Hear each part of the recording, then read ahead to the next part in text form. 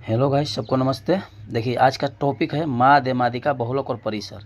आज एक ही क्लास में सब चारों टॉपिक क्लियर कर देते हैं। देखिए, माध्य जब भी पूछता है कि संख्या दे देगा 1, 5, 6, 9, 7, 8, ऐसे जब भी संख्या दे देगा जैसे कि 10, 20, 30, 40, 50, तो जितना भी संख्या दिया होगा और पूछेगा कि इसका माध्य क्या होगा, यानी औसत क्या होगा, माध्य को औसत भी बोलते हैं, तो उन संख्याओं को जोड़ लेंगे और जितना भी संख्या दिया होगा उतनी संख्याओं से भाग कर देंगे।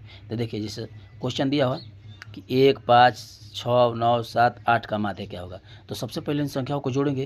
तो सबसे पहले 1 + 5 + 6 + 9 + 7 + 8, और जितनी भी संख्या दी हुई है, संख्या कितनी दी हुई है, 1, 2, 3, 4, 5 और 6 संख्या दी हुई है, बराबर कितनी जोड़ना पे कितना आएगा, 1, 5, 6, 6, 6, 12, 12, 9, 21, 21, 7, 28, 28 और 8 36, 36 बटा में और संख्या से भाग 6 यानी 6 के 36, इसका 6 आंसर हो जाएगा। देखिए, जैसे दूसरा क्वेश्चन है, ये संख्या है 3, 8.5, 1.5, 7.5, 9.5 का माध्य क्या होगा। सबसे पहले इन संख्याओं को जोड़ेंगे, 3 + 8.5 + 1.5 + 7.5 + 9.5 बटा में जितनी संख्या है उतनी संख्याओं से भाग दे देंगे, 1, 2, 3, 4, 5 यानी 5 संख्याओं से भाग कर देंगे, बराबर। देखिए, 5, 5, 10, 5, 15, 15, 5, 20, 20 का 0 हासिल 2, 3, 8, 11, 11, 1, 12, 12, 7, 19, 19, 19, 9, 19, 9, 28, 28 में हासिल 2 जोड़ेंगे 30 हो जाएगा, यानी कि 30, यानी इस जीरो से कुछ मतलब नहीं है। बटा में कितनी संख्या थी, 5, और 5 से भागा मार देंगे, 5 6 30, यानी इसका भी आंसर 6 हो गया। चलिए ठीक है, आगे देखिए, माध्यिका।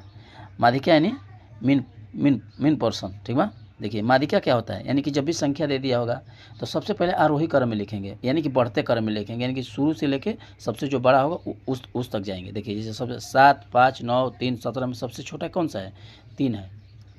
उसके बाद क्या है, 5 है। उसके बाद क्या है, 7 है। उसके बाद क्या है, 9 है। उसके बाद क्या है, 17 है। यानी कि बढ़ते क्रम में लिख दिए, यानी कि अवरोही क्रम में। और उसके बाद इसमें कॉमन डिफरेंट लेते हैं। देखिए, जैसे इधर से कम, इधर से क्या है, 2 ले लेंगे, इधर से क्या है, 2, यानी सबसे मीन क्या है, यानी सबसे बीच में क्या है, 7 है। यही आंसर हो जाएगा 7। यानी इधर से कॉमन लेते जाएंगे, इधर से कॉमन लेते जाएंगे, सबसे बीच वाला तक आ जाएंगे, जो बीच में आएगा वही आंसर हो जाएगा, बराबर 7 आंसर हो जाएगा। देखिए, जैसे दूसरा क्वेश्चन है, 18, 17, 6, 23, 31, इसको सबसे पहले आरोही क्रम में लिखेंगे। इसी में सबसे छोटा क्या है, 6 है। उसके बाद क्या है, 17 है। उसके बाद क्या है, 18 है। उसके बाद क्या है, 23 है।